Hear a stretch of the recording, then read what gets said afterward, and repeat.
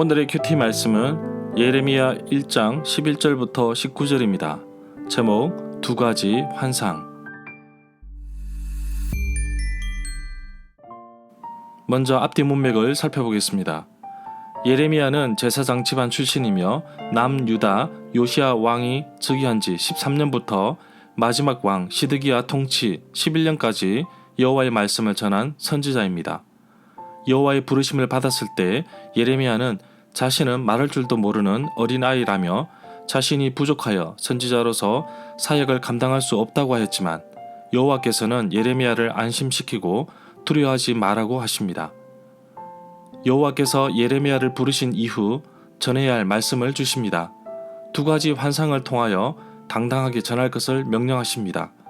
이것은 여호와께서 예레미야에게 주신 사명을 확신시키는 또 다른 방법이라고 할 수 있습니다. 보여주신 두 가지 환상은 아몬드 나무가지, 감복숭아 나무와 물이 끓고 있는 가마솥입니다. 여호와께서 예레미야에게 허리띠를 조이고 일어나서 명하였던 모든 말을 백성들을 대상으로 전해야 합니다. 두렵고 떨리는 일이지만 여호와께서 예레미야를 굳건한 요새처럼 세워 강하게 하실 것을 약속하고 있습니다. 문단을 나눠보겠습니다. 11절부터 12절은 살구나무 환상, 13절부터 16절은 끓는 가마솥 환상, 17절부터 19절은 모든 말을 전하여라. 11절에 보면 여호와의 말씀이 또 예레미야에게 임하셨는데 살구나무 가지를 보여주셨습니다. 개역 개정 성경에서는 살구나무로 번역하였는데 감복숭아 나무로 볼 수 있습니다. 영어 성경은 아몬드 나무로 번역하였습니다. 13절에 보면 여호와의 말씀이 다시 예레미야에게 두 번째로 임하였는데 끓는 가마솥 환상을 보여주셨습니다. 그 솥이 북에서부터 기울어져 북쪽에서부터 끓는 물이 넘쳐 흐르고 있습니다. 특이한 것은 끓는 가마가 북쪽에서부터 기울어져 흘러내리고 있다는 것입니다. 북쪽 방향은 재앙을 뜻하는데 바로 아수르 군대가 쳐들어왔고 또 바벨론 군대가 쳐들어올 것입니다. 불순종의 결과로 심판을 받게 된 남유다는 북쪽 나라들을 통해 심판을 받습니다. 북쪽 나라들은 여호와 하나님의 쓰임을 받지만 결국 남유다를 심판하는 도구일 뿐입니다. 예레미야 당시 남쪽에는 애굽이, 북쪽에는 아수르가 장악하고 있었습니다. 우상 숭배에 빠진 남유다를 심판하기 위해 북쪽 나라를 사용하시는데 재난과 큰 멸망을 가져올 것이라고 경고하셨습니다. 14절에 보면 예레미야에는 여러 곳에 북방에서 라는 단어가 많이 나옵니다. 재앙의 시작이며 심판의 시작을 알리는 이 단어는 우상 숭배에 빠진 남유다에게 경고의 메시지로 쓰인 단어라고 할 수 있습니다. 15절에 보면 여호와께서 북쪽에 있는 모든 나라들의 백성들을 이 땅으로 불러들이겠다고 하십니다. 그렇게 하면 그들이 몰려와서 예루살렘 성문 바로 앞에 자리를 잡고 사방에서 모든 성벽과 유대의 모든 성읍을 칠 것이라고 하십니다. 북쪽에 있는 왕들의 모든 족속들은 바로 바벨론과 작은 동맹국들을 의미합니다. 결국 이들이 쳐들어와서 남유다를 BC 586년에 멸망시킵니다.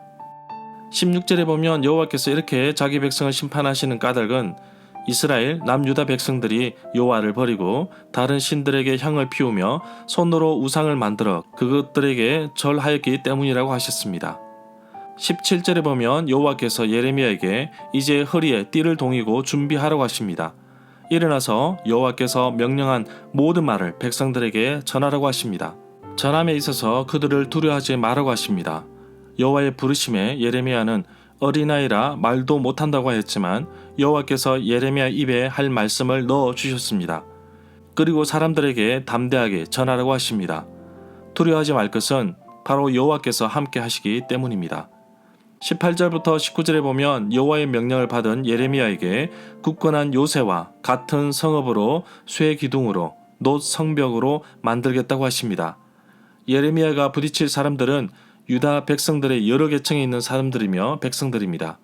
쉽지 않는 사역이지만 여호와께서 함께 하시고 또 할 말을 입에 넣어 주시니 이 땅에 있는 어느 누구와도 담대하게 맞설 수 있는 것입니다. 자신의 일에 충실하다면 두려워할 필요가 없습니다. 맞서서 싸우더라도 예레미야를 이기지 못할 것이라고 하십니다. 그런 이유는 여호와께서 예레미야를 보호하시고 함께 하시기 때문입니다. 절마다 상세한 설명과 구절 해석, 그리고 핵심 내용과 중심 줄거리는 네이버 블로그에 올려져 있습니다. 내게 주시는 교훈입니다. 여호와의 부르심에 예레미야는 어린아이처럼 말을 못한다고 하였지만 여호와께서 예레미야 입에 할 말을 넣어주셨고 또 담대하게 전하라고 격려해 주셨습니다. 여호와는 예레미야를 사용하시기 위해 그를 정말 든든한 일꾼으로 만들어 가시는 것을 볼 수 있습니다. 연약하지만 그리고 부족하지만 하나님께서 사용하신다면 얼마든지 강하게 성장할 수 있습니다. 나를 하나님께 맡겨보십시오. 그리고 하나님께서 주신 사명을 끝까지 이루어 보십시오. 만약 나에게 그런 사명이 없다면 달라고 기도하십시오. 지금 부족해도 기도하면서 믿음으로 도전하기를 원합니다. 나의 신앙이 성장하도록 하나님께서 지켜주실 것입니다. 북이스라엘 왕국은 벌써 멸망했습니다. 그런 모습을 보고서도 남유다 왕국은 아직까지도 정신을 못 차리고 있습니다. 살구나무 환상과 끓는 가마 환상을 보여주시는 것도 심판이 임박했다는 것을 보여주기 위함입니다. 하나님께서 계속해서 나에게 경고의 메시지를 주실 때에는 정신을 바로 차려야 합니다. 여전히 죄 가운데 빠져 있다면 회개하고 돌아와야 할 것입니다. 철저하게 나의 삶을 살펴보기를 원합니다. 나의 신앙을 하나님께 지켜달라고 기도하기를 원합니다. 영적인 싸움에서 나를 노성벽처럼 든든하게 지켜주실 것을 믿습니다. 어떠한 영적인 싸움과 어려움에서도 승리할 수 있는 비결은 바로 하나님께서 나와 함께 하시기 때문입니다. 나를 든든한 요새로 만드시고 든든한 쇠기둥으로 만드시고 든든한 노성벽으로 만드실 그 하나님을 찬양합니다.